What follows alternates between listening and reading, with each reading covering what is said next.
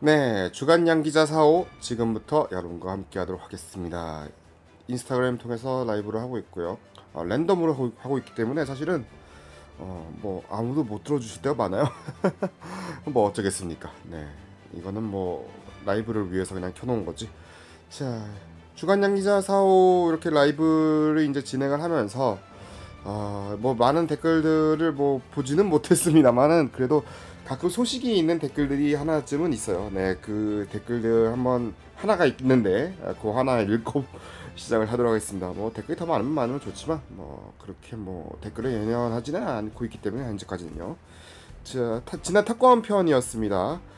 비키씨님께서 저도 다음 주에 헤어질 결심과 커먼 봅니다. 방송이 더 기대되네요. 라고 하셨는데 커먼은 이번 주 할 건데 헤어질 결심은 다음 주에 해야 될 것 같습니다. 이번 주에 또 다룰 영화가 또 많다 보니까 네, 뭐 다음 주에는 영화가 사실은 큰 거 하나만 개봉하잖아요. 네, 그러다 보니까 일단은 뭐 이번 주는 요거 하나 정도만은 할 수 없을 것 같다. 양해를 드리고요.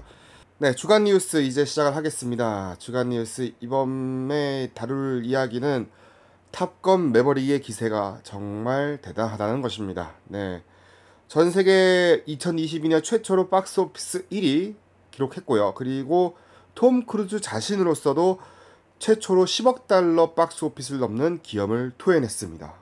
그래서 오늘은 좀 의의를 보고 싶어서 지금 현재까지의 상반기가 또 이제 결산될 수 있는 시점 아니겠습니까?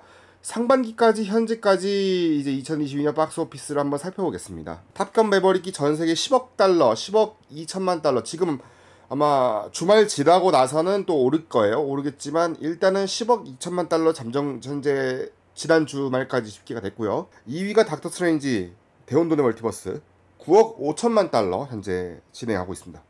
3위가 더 배트맨 7억 7천만 달러, 4위가 주라기 월드 도미니언 7억 5천만 달러. 그리고 5위가 장진호 속편이거든요. 예, 장진호 속편이 중국 자체만으로 개봉했는데 6억 2천만 달러였고요. 지금 1, 2, 3, 4위가 할리우드 영화고 5위가 현재 중국 영화라고 할 수 있겠습니다. 그리고 6위가 신동덤 신비한 동물들과 덤블도어의 비밀 4억 달러 딱 4억 5백만 달러 벌었고요. 언차티드가 7위 4억 100만 달러 이제 벌었습니다. 그리고 8위가 소닉 슈퍼소닉 2 8위가 슈퍼소닉 2인데 4억 달러 4억 90만 달러 현재 벌었습니다. 9위가 배드가이즈 그 애니메이션 유니버셜 애니메이션이죠. 2억 4천만 달러 벌었고요. 10위가 역시 중국 영화인데 투쿨 투킬 뭐 원제는 뭔지 모르겠습니다만 2억 1720만 달러 네 2억 1720만 달러 현재 벌고 있습니다. 투쿨 투킬 네 일본 영화를 원작으로 한 중국 영화라고 하네요. 네 요렇게 박스오피스 달려가고 있고요. 자, 그럼 톰 크루즈 개인으로서도 어떻게 박스오피스가 이루어지고 있는지 톰 크루즈 영화 탑10 한번 살펴볼게요. 역대 월드와이드 박스오피스 기준입니다. 1위가 탑건 매버릭 10억 달러 넘었다고 했었죠. 2위가 2018년에 개봉한 미션 임파서블 폴아웃 7억 8천만 달러 벌었고요. 3위가 2011년 미션 임파서블 고스트 프로토콜 6억 9천만 달러. 4위가 미션 임파서블 로그네이션 6억 8천만 달러. 5위가 우주전쟁 스티븐 스필버그 감독의 2005년 작품이죠. 우주전쟁으로 6억 달러. 2000년에 개봉한 미션 임파서블 2 오삼 감독의 작품이죠. 5억 4천만 달러 벌어들였습니다. 7위가 미션 임파서블 4억 5천만 달러 1995년에 개봉했죠. 그리고 그 다음 순위가 라스트 사무라이 2003년도 작품이 되겠습니다. 4억 5천만 달러 벌어들였습니다. 그리고 오히려 최신작이 아니라 구작이 현재 껴있는데 9위가 1988년도 작품인 레인맨입니다. 4억 1200만 달러였고요. 그리고 10위가 좀 망해버렸죠. 다크 유니버스 2017년 미이라 4억 달러 벌어들였습니다. 지금 뭐 1위부터 10위까지 보는데 거의 대부분의 영화, 그러니까 하나, 둘, 셋, 넷, 5편의 영화가 미션 임파서블 시리즈다. 네, 이렇게 볼 수가 있겠고요. 미션 임파서블 시리즈를 제외하고는 일단 탑건 매버릭이 현재 최강자다. 이렇게 보실 수가 있겠습니다. 그리고 사실은 아무튼 본인에게 있어서도 최고의 기록이겠지만 이게 좀 일화가 있잖아요. 오늘은 좀 일화를 얘기를 해보려고 해요. 그러니까 저번 시간에 제가 준비를 못해가지고 제대로 얘기를 못했던 건데, 사실 탑건이 1980년대 중반 미국 문화를 대표하는 상징 같은 작품이잖아요. 네, 아카데미 수상 주제가 수상곡인 벌린의 Take My Breath Away, 오프닝 시퀀스에 이번에 등장해가지고 놀라게 하셨던 케니 로긴스의 데인저 존, 명곡이 있었고, 톰 크루즈라는 배우를 알린 작품이 됐는데, 당시 배우 출신의 레이건 대통령 정부가 취할 수 있는 최고의 프로파간다이기도 했죠. 자원 입대자가 증가를 했고요. 이 미군의 전폭적인 지원 아래에서 이뤄진 액션을 통해서 좌충우돌의 마초 주인공이 등장하고 영웅이 된다는 내용이 비슷한 시기에 나온 대표 반전주의 영화인 플래툰, 풀메탈 자켓과는 분명히 차이가 있었죠. 훗날 톰 크루즈도 반전주의 영화 7월 4일생의 홍보를 위해서 1989년도였죠. 플레이보이와의 인터뷰를 진행했었는데, 어떤 이들은 탑건이 해군을 홍보하기 위한 우익 영화라고 생각한다. 그리고 많은 아이가 좋아하는데 나는 아이들이 전쟁이 그런 것이 아니라는 것을 알았으면 한다. 탑건은 놀이공원의 놀이기구에 불과하고 현실로는 다가오지 말았어야 하는 PG-13 등급을 받은 재미있는 영화일 뿐이라는 입장을 밝혔습니다. 그래서 2편, 3편, 4편, 5편, 그 당시 뭐 로키가 계속해서 그렇게 나왔잖아요. 2편, 3편, 4편, 5편을 만들지 않겠다라고 이야기를 한 거예요. 톰 크루즈가 무책임한 짓이라고 이야기를 했는데, 이제 그 사이 할리우드가 몇몇 아류작을, 탑건의 아류작이 나왔어요. 뭐 가장 뭐 패러디 영화로 제일 유명한 못 말리는 비행사가 있겠죠. 못 말리는 비행사라는 작품이 거의 뭐 패러디에는 최고봉 중에 하나다. 심지어 탑건보다 로튼 토마토가 더 높아요, 이 못 말리는 비행사가. 그리고 아이언 이글이라는 영화가 시리즈로 한 1, 2, 3, 4편 이렇게 나왔었어요.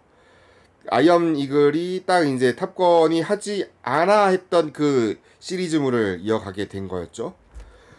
아무튼 1990년대 중반에 이제 톰 크루즈가 결국엔 매버릭 대신에 이단 헌트가 되어서 세계를 수호하는 미션 임파서블 시리즈에 이렇게 전념을 하게 됐고, 탑건의 속편 이야기가 2010년이 되어서야 나오게 된 거예요.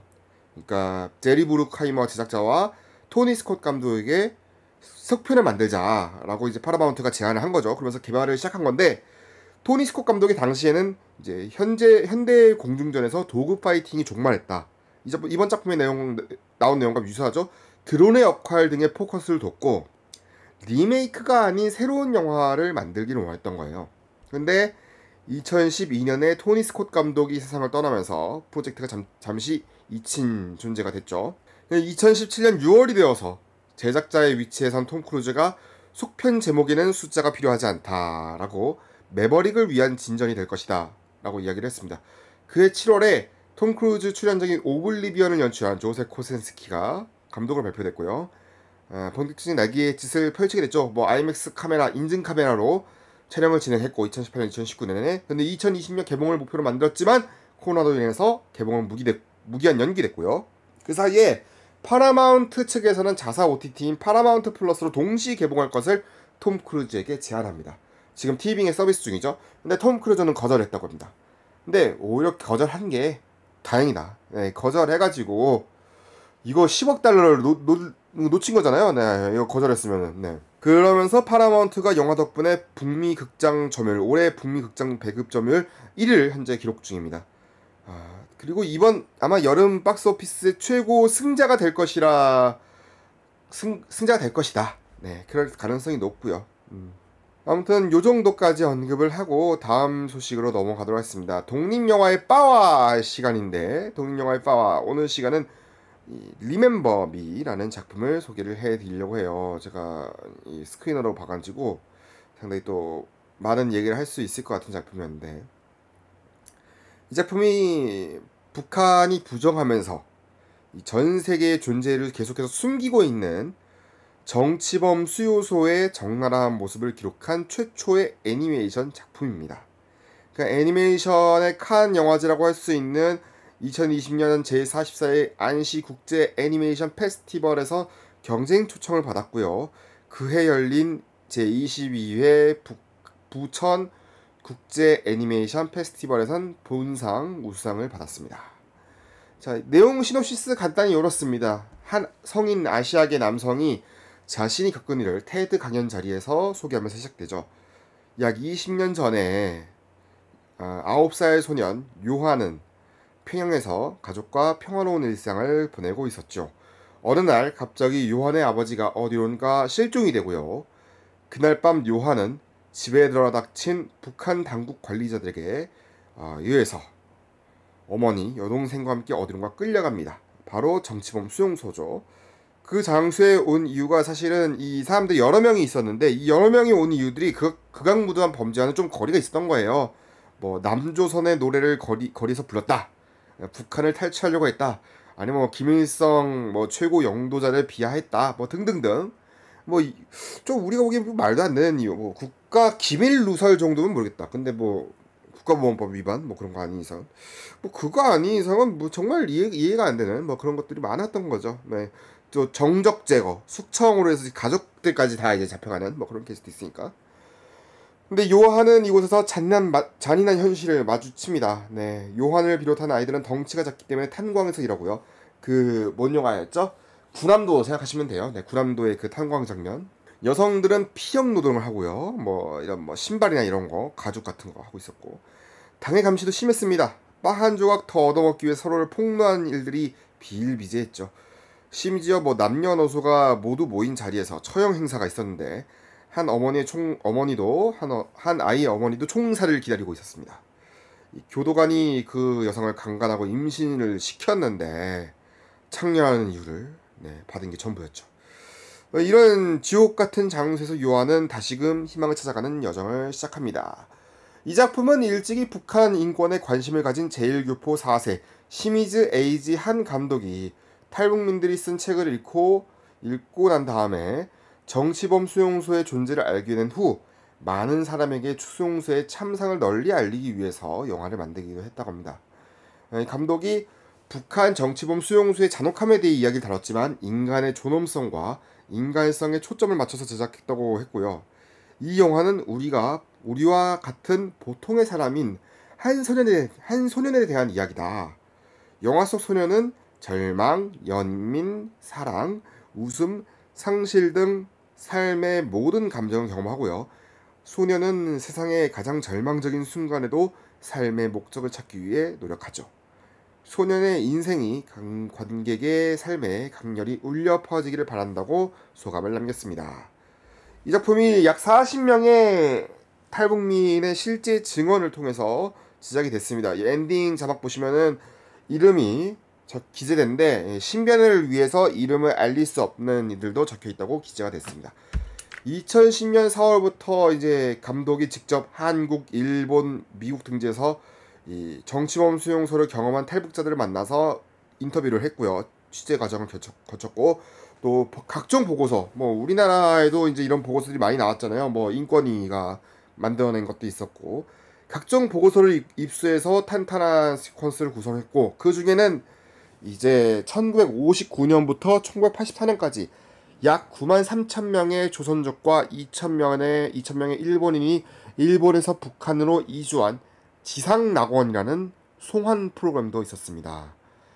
북한 당국이 북한 이주를 장려한 프로그램이었는데 지상낙원이라는 말만 믿고 북한으로 건너간 제1교포들이 간첩이라는 누명을 쓰고 약 12만 명의 수감자가 발생했고 여전히 북한 정치범 수용소에 잡혀 있는 것으로 추산되고 있다는 것 역시 작품에 녹여집니다. 그래서 리멤버 미는 그간 북한의 실상을 다룬 작품들이 주로 다큐멘터리라는 장르로 표현되었던 것에서 벗어나서 많은 이들에게 친근하게 다가갈 수 있는 강력한 매체, 애니메이션이라는 새로운 형식으로 제작됐습니다. 다만 주요 캐릭터들의 영어 대사가 좀 많이 미흡해요. 네, 뭐 사람이 죽어가는데 다급하지가 않아. 목소리 들으면 뭐 영수 뭐 이런 게 다예요. 진짜 나도 할 수 있어. 영수 막 이러면서 이게 다급한 게 아니고 좀 그래요. 네, 뭐 슬픈 목소리도 아니고 그 영어 대사 연기가 좀 미흡한 것 같은데 차라리 일본어 원판이 있으면 일본어 원판으로 좀 했으면 어땠을까 하는 아쉬움도 있어요. 네. 네, 다음은요. 신작 리뷰 시간입니다. 신작 리뷰에서는 먼저 미친 능력이라는 영화를 한번 소개를 해볼까 해요. 미친 능력, 닉 케이지라는 사람이 등장합니다. 닉 케이지는 한때 잘 나갔던 할리우드 대표 스타였죠. 지금은 호텔비도 못 내는 빚쟁이 신세가 됐습니다. 자존심만큼은 끝까지 지키려고 했던 그의 행동에 아내와 딸의 신뢰는 떨어진 지 오래였죠. 결국 스타로 모든 것을 내려놓고 은퇴를 결정하려는 순간 그의 앞에 억만장자 하비가 나타납니다.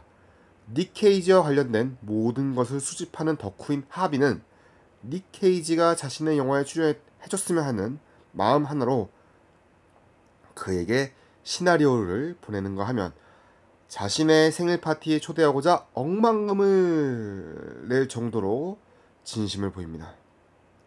그렇게 닉 케이지는 마지막 남은 자존심으로 내적 고민을 펼친 끝에 현실을 직시하고 스페인으로 향합니다. 자신의 요청에 직접 스페인으로 날아온 닉 케이지를 보고 설레는 마음을 감출 수 없었던 시간도 잠시 두 사람에겐 문제가 발생하죠.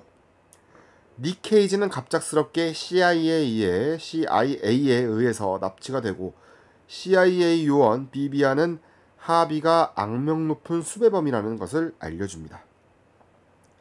이로 인해 닉 케이지는 자신이 예상한 것과 전혀 다른 임무를 수행하게 됩니다. 미친 능력은 1990년대를 대표하는 액션 스타 니콜라스 케이지를 향한 헌사로 가득한 코미디 영화인데요. 작품을 연출한 톰 고미칸 감독과 케빈 이튼 작가는 니콜라스 케이지의 전성시대를 살아오면서 받은 이미지와 삶을 고스란히 시나리오에 구성했습니다. 감독은 니콜라스 케이지에게 완성된 시나리오를 전달했지만 처음에는 작품 출연에 호의적인 태도가 아니었습니다. 그도 그럴 것이 이 작품을 통해서 니콜라스 케이지는 자신을 어느 정도 내려놔야 했기 때문이었죠. 영화의 초반부 닉 케이지는 연기를 자신의 커리어를 올리기 위한 것이 아니고 일이라고 여기면서 활동했다고 스타 시절의 자신과 대화를 나눕니다.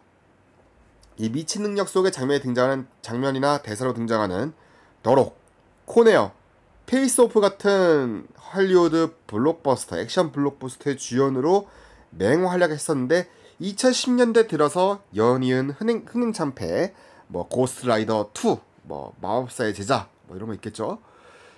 할리우드 메이저 배급사의 환영을 받지 못하는 배우가 됐습니다. 그나마 크루즈 패밀리라는 애니메이션 시리즈의 더빙을 맡게 되었죠. 1, 2, 그 정도밖에 없었던 거예요.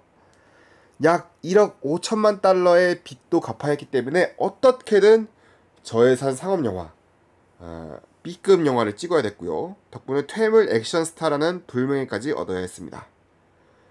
그가 부활을 알린 작품은 피그인데요. 이 피그가 지난 겨울에 개봉을 했었죠. 자연인의 삶과 자신을 찾는 여정을 나선 주인공을 맡으면서 비록 아카데미 후보엔 오르지 못했습니다만 오를만한 연기를 펼쳤다라는 평을 받게 되었습니다. 이 피그를 연출한 마이클 사노스키 감독은 역시 니콜라스 케이지 팬이었던 젊은 인재였죠. 피그를 발판 삼아서 2023년 개봉 예정인 콰이어트 플레이스 속편에 메가폰을 잡게 됐습니다. 이것도 기대가 돼요. 사실은 콰이어트 플레이스가 이제 어떻게 확장이 될 수 있을까. 제가 이제 기대하는 거는 좀 클로우필드가 하지 못했던 일을 해줬으면 하는 그런 바람이 있거든요. 이 콰이어트 플레이스가 어떻게 될지 기대가 되고요. 이 피그의 동반 성장 때문인지 톰 고미칸 감독이 진심 어리게 써내려간 장문의 편지를 받은 니콜라스 케이지는 흔쾌히 미친 능력에 출연을 수락했습니다. 이 톰 고미칸 감독은 이 영화가 니콜라스 케이지를 단순히 우습게 그리는 것에서 그치지 않았고 진실된 존경의 오마주라는 것을 누누이 강조합니다. 일례로 이제 니콜라스 케이지가 물속에서 술을 마시는 장면이 그의 아카데미 나무주연상 데뷔작 수상작 나무주연상 받은 수상자 라스베가스를 떠나며를 오마주한 것이죠. 그리고 톰 고이칸 감독은 니콜라스 케이지뿐만 아니라 영화 산업 전반에 대한 자신의 존경심을 표출했습니다. 닉 케이지와 하비가 공동으로 좋아하는 영화가 있었는데 로베르트 비네 감독의 칼리가리 박사의 밀실 1919년 작품입니다. 독일 표현주의 영화의 효시이자 대표작으로 자리 잡은 호러물이죠. 또 대표 스파이물인 이 작품이 좀 약간 스파이성도 있기 때문에 007 시리즈에 대한 오마주도 많이 있어요. 닉 케이지가 하위를 처음 볼 때 스페인의 닥터노가 아니냐고 묻죠. 이 첫 번째 007 영화인 007 살인번호 1962년 작품, 요 작품의 빌런이 아니냐라고 했죠. 또한 황금총이 등장하는 장면에서는 007 황금총을 가진 사나이에 관한 농담을 던지기도 합니다. 영화는 사실 이제 팬과 배우 사이에서 벌어지는 케미가 주요한 작품이에요. 심지어 하비를 맡은 페드로 파스칼 역시, 페드로 파스칼 하면 아무래도 이제 기억하실 만한 작품이 뭐가 있을까요? 만달로리안? 만달로리안에서 얼굴 잠깐 나오나? 네. 만달로리안에서 거의 네 만달로리아인 맡았는데 얼굴 잘 안 나오죠? 네. 그리고 뭐 그 빌런이었는데 원더우먼 1984에 빌런으로 나왔죠. 약간 트럼프 닮았던 네, 빌런으로 나왔었죠. 아무튼 페드로 파스칼이 니콜라스 케이지의 오랜 팬이라고 고백을 하면서 영화가 현실인 것 같다고 밝혔습니다. 그러면서도 이 작품은 아무튼 아버지가 아내와 딸에게 소원했던 것을 반성하는 내용이 담기기도 했습니다. 니콜라스 케이지가 직접 본인을 연기하면서 느낄 수 있는 카타르시스는 어느 정도 전달받았는데 문제는 이 초반부 보여줬던 스피디한 흐름이 후반부로 접어들면서 다소 탄력을 잃어버린 거예요. 그러니까 정확히 표현하면은 할리우드의 공식 안에서 뻔하게 움직였다라는 건데 그래도 니콜라스 케이지가 부활했다는 것은 부정할 수 없을 것 같습니다. 네, 다음 작품은요. 커먼입니다. 네. 조니는 자기 일에 열정적으로 매달리는 라디오 저널리스트입니다. 호아킨 피닉스가 연기했는데요.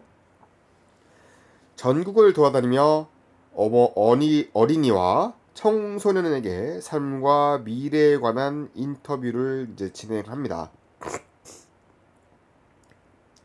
그러다 어느 날 어머니의 죽음 이후로는 오랜 시간 만날 일이 없었던 사이가 소원했던 여동생 비브에게 연락이 옵니다. 가비 호프만이 연기했는데 이 가비 호프만 제가 아는 작품이 딱 하나 있어요. 제가 이제 기억하는 작품으로는 볼케이노. 네, 토미 리 존스가 나왔던 90년대 화산재난 영화인데 딸내미로 나오죠. 여기서 딸로 나오는데 참 이 딸이 말을 잘 안 들어요. 아니 딸을 좀 말을 잘 안 듣게 만들었어. 반항기 많은 이제 10대로 표현하는 바람에 아 진짜 답답할 때가 많아요. 네, 약간 그 바람 유발 캐릭터잖아요. 별로 안 좋은 그런 구성이긴 한데 아무튼 그 딸을 맡았었죠. 이 9살 아들 제시를 잠깐 돌봐달라는 그런 연락을 합니다. 우디 노먼이 연기했습니다. 제시는 평소 많은 인터뷰를 진행한 것과 달리 조카를 돌보는 것은 분명 달랐죠. 부모 노릇도 제대로 한번 해본 적이 없는 조니에게 제시처럼 영리하고 통찰력 있는 아이는 감당하기 어려운 존재였습니다. 하지만 조니와 제시는 즐거운 시간과 슬픔의 시간, 조용한 밤과 흥미로운 낮의 시간을 함께 하면서 불확실하지만 변화의 가능성이 엿보이는 신뢰를 발견합니다. 불안한 마음에서 두 사람은 서로를 붙잡기 위해 노력하고 마음속 이야기를 털어놓으면서 유대감을 이제 생기게 하죠. 근데 점차 친해진 두 사람은 조심스럽게 마음을 열어서 더 넓은 이야기를 확장하고요. 서로의 관계와 미래에 대한 감정, 기억에 대한 것과 추억의 공유, 미지의 세계와 치유, 꿈에 대한 것들을 공유합니다. 조니와 제시가 함께 보낸 시간은 금방 지나가지만 이 여행은 두 사람이 자기 자신 그리고 서로를 바라보는 방법을 변화시킵니다. 커먼은 75세 75세 커밍아웃한 자신의 아버지에 대한 이야기를 담은 비기너스, 자신을 키워낸 강한 여성들인 어머니와 누나들에게 영감을 받은 우리의 20세기까지 각각 아버지와 어머니에게서 영감을 받은 작품을 연출한 마이크 밀스 감독의 신작입니다. 이번 작품은 아이를 키우면서 겪은 자전적 이야기로 동시에 어른과 아이의 관계를 담아내고자 한 시도였습니다. 2014년 마이크 밀스 감독은 배우이자 감독인 부인 미란다 줄라이와의 사이에서 아이가 태어나자 어찌할 줄을 몰랐다고 하고요. 점차 육아의 의미를 깨달으면서 변화해 갔다고 합니다. 커먼은 갑작스럽게 감독이 떠맡은 일은 아니지만 조니가 경험했던 것과 달라 보이지 않았습니다. 자신이 늘 하던 방식대로 영화와 음악, 책, 자신에게 영감을 주는 사람들, 현재 경험하는 문화와 리듬, 현재 경험하는 문화의 리듬과 질감 같은 자신에게 영향을 주었던 모든 요소를 담은 가족 이야기처럼 그렇게 그려냈습니다. 솔직하고 즉히 주관적인 이야기이면서도 영화적인 팩션으로 시나리오를 써내려 하는데요. 그렇게 작품은 육아를 처음으로 배우는 중년 남자와 21세기 미국의 여러 도시와 다양한 문제를 배경으로 삼았습니다. 고전적인 흑백 촬영을 사용했고요. 실제로 대본이 없는 미국 청소년들과의 인터뷰가 배우의 감정 연기와 합쳐졌습니다. 마이크 미스 감독은 아이들과 대본 없이 이야기 나누는 순간을 원했다면서 조니와 제시의 이야기를 위한 도구로서의 다큐멘터리적 요소가 아니라 우리가 만나는 사람들의 목소리에 놀라운 생명력을 부여하고자 했다고 작품의 콘셉트를 정한 이유를 밝혔습니다. 그래서 영화는 어른의 것이 다를 수는 있어도 그 정도가 절대 덜하지 않은 아이의 요구와 걱정, 기쁨을 전하는 그 기쁨을 대하는 방법을 배우는 한 어른에 관한 이야기를 아이를 존중하는, 최대한 존중하는 마음을 담아 그려갑니다. 자, 조커로 아카데미 나무주연상을 받은 호아킨 피닉스는 이번 작품의 조니를 통해서 훌륭한 리스너의 자세를 취합니다. 작품의 준비를 위해서 호아킨 피닉스는 복수의 유명 저널리스트를 집중 연구하면서 인터뷰 방식, 질문 형태 등을 고심했습니다. 그리고 조커와 마스터에 나왔던 가시도치거나 소외된 외톨이와는 분명 다른 연기를 보여줍니다. 조니는 주로 지구온난화와 같은 기후변화, 인종과 성별, 계층의 문제 등 다양한 사회 문제를 질문했고 아이들의 대부분 하나의 보고서를 보는 것처럼 솔직하고 사려 깊은 메시지로 가득했죠. 제시를 연기한 우디 노먼 같은 경우도 다양하고 복잡한 감정을 드러내는데 재미와 슬픔, 행복, 분노가 모두 드러나는 모습을 보여주면서 과거 식스센스로 아카데미 나무주연상 후보에 올랐던 할리 조엘 오스먼트 이후 최고의 어린이 배우 연기를 펼친 배우가 될 것 같았습니다. 그렇게 커먼은 아이와 어른과의 관계에서 나타나는 깊이 있는 유대감, 그리고 좋은 인터뷰이와 인터뷰어가 만났을 때 만들어지는 시너지 효과를 몸소 파노라마처럼 보여주는 영화가 됐습니다. 네, 다음 시간은 웨요인데요. 이번 웨요는 정말 말도 많고 탈도 많은 넷플릭스 오리지널 가지고 왔습니다. 종이의 집 공동 경제 구역. 왜 원작과 그렇게 왜 한국화에 실패했는가? 요런 거를 좀 이야기를 해볼까 해요. 작품의 스포일러가 포함이 되어 있습니다. 그러니까 이 먼저 종이의 집 같은 경우는 2021년 12월 파트 5로 대장정을 마친 스페인 넷플릭스 시리즈죠. 다채로운 캐릭터와 짜임새 있는 이야기로 사랑을 받았습니다. 그러니까 이번 공동경제구역 같은 경우는 최근 넷플릭스의 다양성을 이끈 한국 드라마가 처음으로 다른 국가의 넷플릭스 오리지널을 리메이크한 사례가 됐는데요. 그러니까 작품은 1945년 광복 후에 분단된 한반도가 2026년 통일을 앞두고 있다라는 설정으로 한국만이 보여줄 수 있는 독보적인 세계관을 구축했습니다. 남북이 서로를 갈라놓은 군사분계선 위 DMZ에 자유로운 왕래와 경제활동을 보장하는 가상의 공동경제구역을 설정한 후에 남북의 공동화폐를 만들어내는 통일조폐국을 세운 것이죠. 근데 문제가 있는 게, 그러니까 이 작품이 아마 언급이 처음 기사화가 됐던 게 2020년 여름이었어요.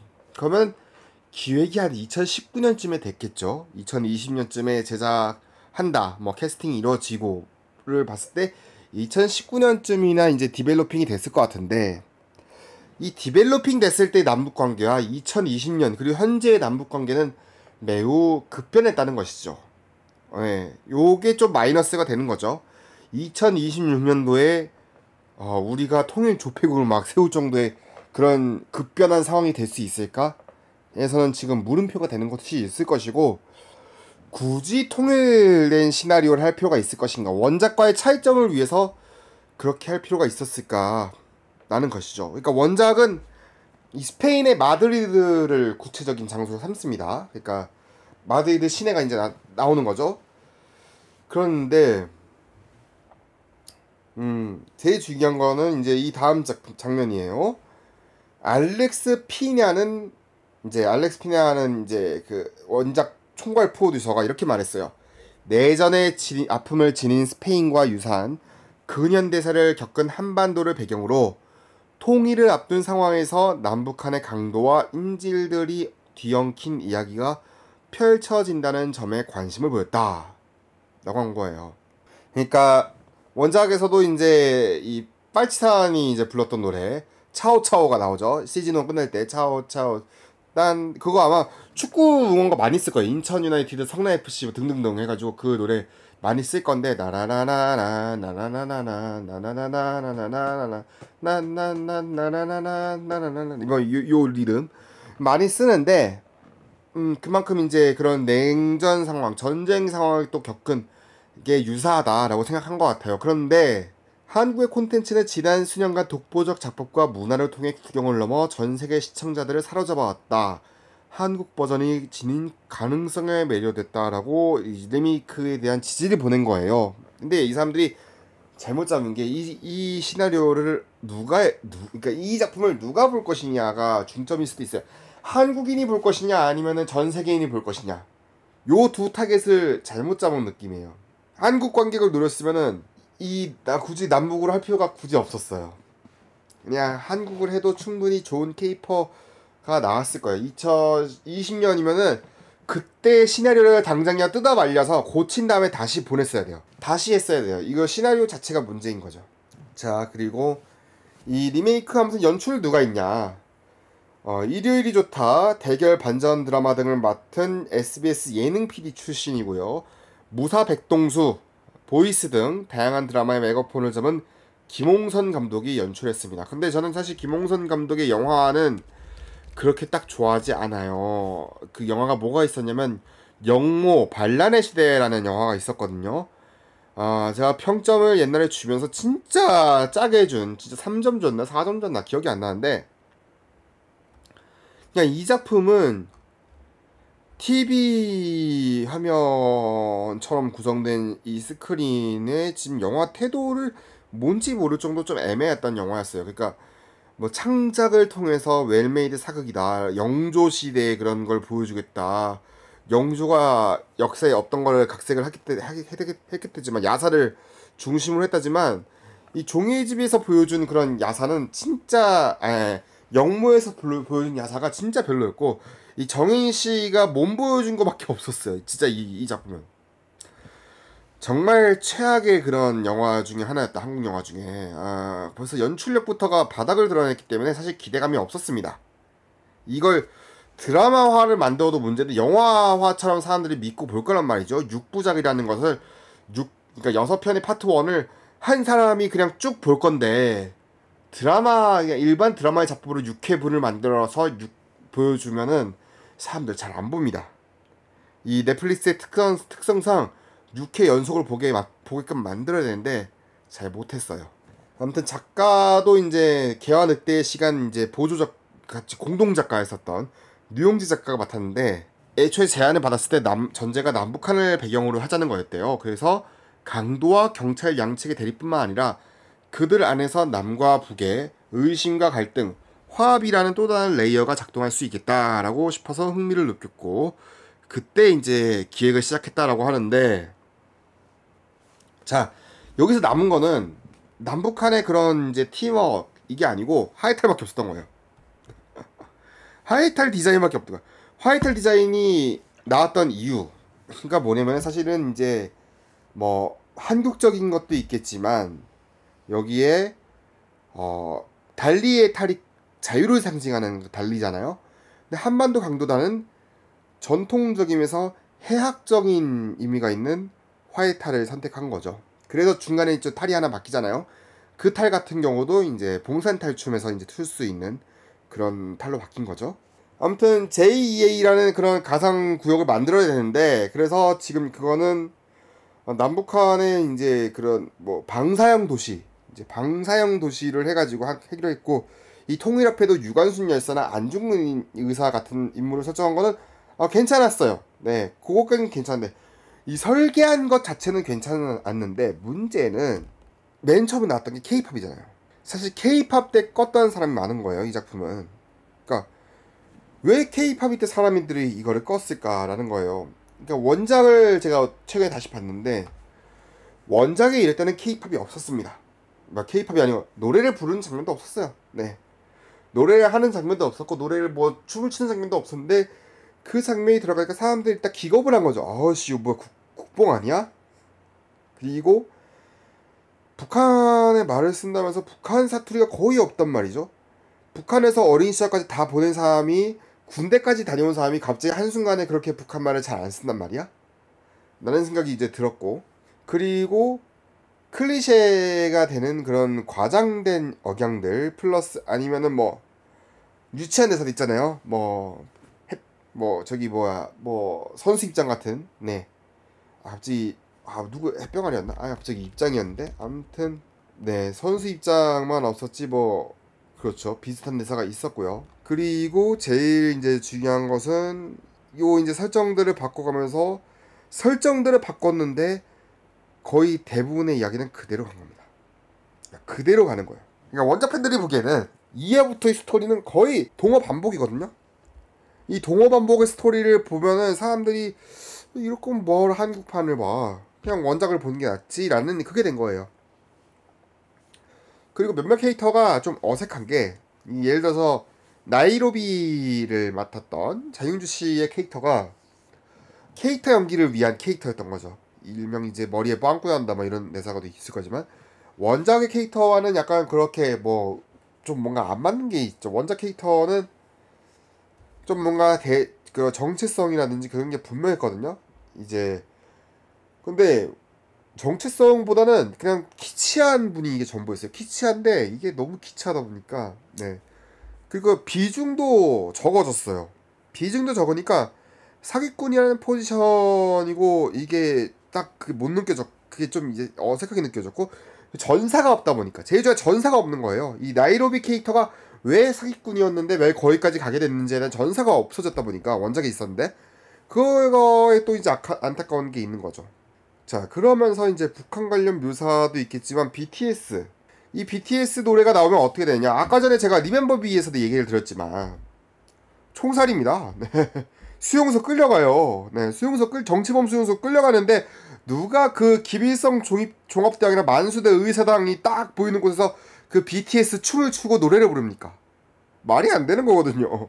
아무리 경제가 좋아진다 뭐 하는데 남북관계 좋아진다 해도 그거 안 좋은 그거는 정치범 수용소기 딱 좋은 거죠. 주변 사람들이 그걸 수근수근거리고 그냥 가겠어요? 정치범 수용소에 끌려가지? 거기서부터 이해가 안 되고. 그러니까 몇 가지 이제 끼어 팔기 같은 느낌. 그리고 만약에 도쿄가 BTS 좋았다 치자. 그러면은 그 전사 장면 아까 전에 말씀드렸던 나이로비 전사에 도쿄와 라이노비의 연대가 있었어요. 그 이제 훈련 과정에서 도쿄와 나이로비의 이 훈련 과정에서 BTS 노래를 뭐 가르쳐 준다거나 서로 춤을 춘다거나 해서 BTS를 일회성을 쓰면 안 되는 거였죠. 근데 BTS를 일회성을 써버린 거예요. 그 이후에 BTS 한 번이나 나온 적이 있습니까? 이 작품에? 이 작품에서 도쿄가 BTS 관련된 언급을 한 적이 있습니까? 6회까지? 없었잖아요. 그게 또 이제 안타까운 거고. 아무튼 뭐 여런 것들이 좀 이제 문제가 됐던 거죠. 그리고 뭐 도쿄를 이름 설정돼서 사실은 저도 이제 엇갈린다고 저는 얘기 들었어요. 예를 들면 뭐 이제 도쿄가 나쁜 짓을 할 거니까 도쿄로 이제 이름을 지었다.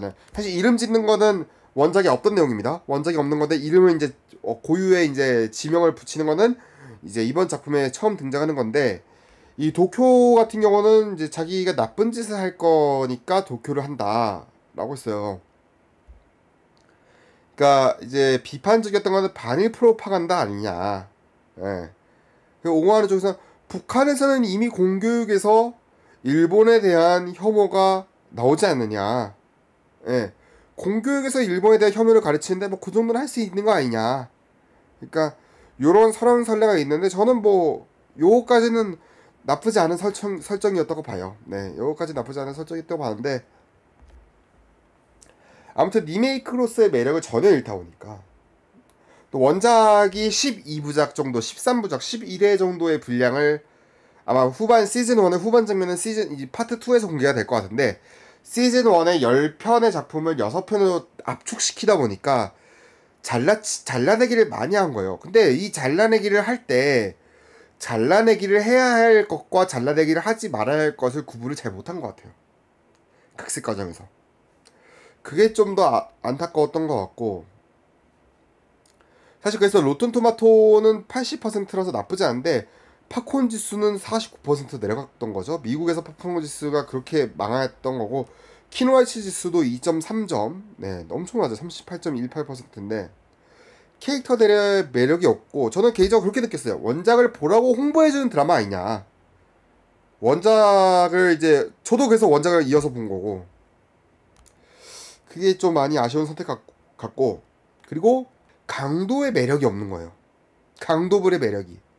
그러니까 강도들에게 하는 사람한테 주목해서 강도짓의 매력이 있느냐, 그게 좀 부족했고, 만약에 은행을 터는 과정, 뭐 동기, 목적, 뭐 요런 거에 비중을 둬서 그걸 잘 보여주면은 인정하는데 그것도 잘 못 보여줬고, 원작을 그대로 못한 거니까. 그래서 이 작품은 네, 좀 뭔가 안타까웠던 거죠.